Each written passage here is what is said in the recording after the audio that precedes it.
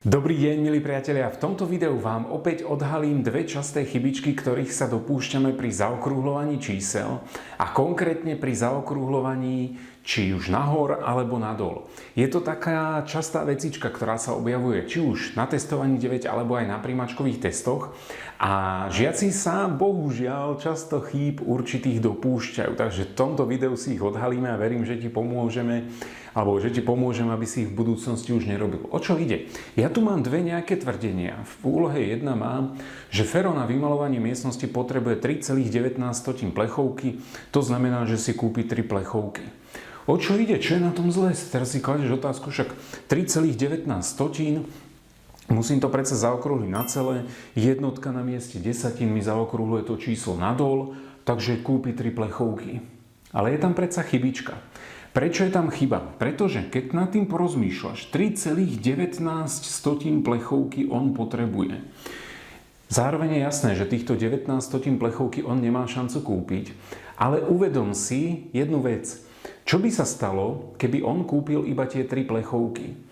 On na to reálne vymalovanie tej miestnosti potrebuje 3,19 plechovky, čiže potrebuje určite 3 plné plechovky a ešte 19 z tej ďalšej.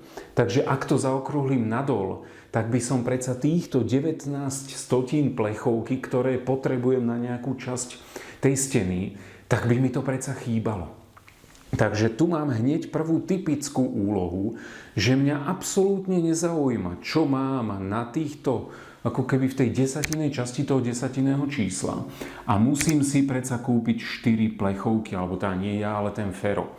Pretože moje obľúbené tvrdenie hovorí to, že vždy je lepšie, aby ti zostalo, než aby ti chýbalo. Takže keď kúpim 4 plechovky, tak viem, že toto určite vymalujem a ešte mi niečo zostane.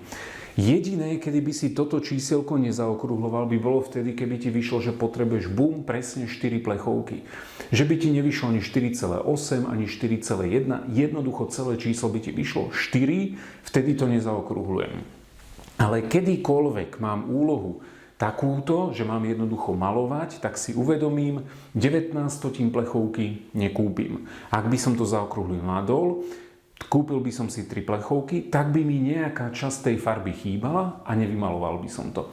Takže mám prvú typickú úlohu, kedy jednoducho zaokrúhľujem nahor, nech je na mieste desatín, stotín a tak ďalej, hoci čo. Jediné, kedy by som nezaokrúhľoval, keby mi vyšlo čísielko celé. Dvojka. Peter môže na pozemku vysadiť 19,82 rúže, čiže vysadí 20 rúží. Zase si kladeš otázku, že čo na tom akože nesedíš, ak 8 na mieste desatín, viem, že to už musím zaokrúhliť na celé číslo, však to hovoril v tej predchádzajúcej, takže 20 rúží. Lenže mládež, opäť to nie je pravda.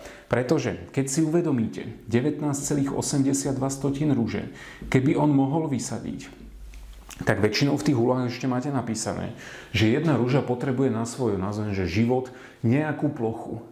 Takže ty, keby si ju vynásobil 20, tak by sa ti stalo, že tá jedna rúža by predsa nemala nejakú tú svoju odpovedajúcu plochu, ale mala by menej.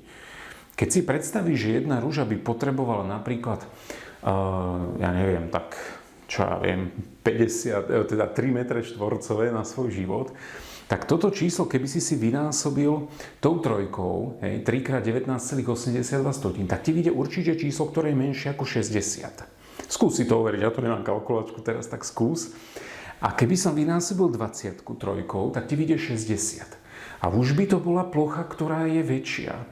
Takže tu zase mám typickú úlohu na to, že ja to čísielko musím zaokrúhliť na celé, ale smerom nadol. Predstavíš si pod tým, že vieš, že máš nejaký pozemok, zmestilo by sa mi naň 19,82 rúže, tých 20 by sa tam určite nezmestilo, lebo ono sa tam zmestí 19 a niečo. Takže to mám typickú úlohu na to, že ja to číslo musím zaokrúhliť smerom nadol. Mám dve také najčastejšie úlohy, ktoré sú zamerané práve na či už zaokrúhľovanie nahor alebo nadol. že ako vždy hovorím, že naozaj sa zamyslíte nad tým, že či to máš zaokrúhliť nahor alebo nadol. Pretože v tých úlohách, ako vidíte tu, či už rúže alebo tie plechovky, tak v podstate sa dá povedať, že je absolútne jedno, čo máš na mieste desatín alebo stotín. Jediné tiež, kedy by si toto nezaokrúhlo, by bolo vtedy, keby ti vyšlo, že rovných 19. Hej, že máš 57 m štvorcových záhradu, jedna rúža potrebuje 3 m štvorcové, 57 deleno 3 je 19. Bum, hotovo, píšem odpoveď, 19 rúží sa zmestí, vybavené. Ale tu musím jednoducho si uvedomiť, že tie rúže musím zaokrúhliť nadol. Z toho dôvodu, že tá 20. rúža by sa tam nezmestila, nemala by tú potrebnú plochu ako tie všetky ostatné. Takže vždy si položte otázku pri riešení takýchto úloh, čo by sa stalo, keby som to zaokrúhlil nahor alebo nadol. Tu sme si odpovedali, aj tu. Ja verím, že to bolo jasné. Keby nie, tak si iba to video pretoč. A ja sa na vás zase budem tešiť niekedy na budúce. Držte sa, učte sa, buďte zdraví a veľa šťastia v škole. Ahoj.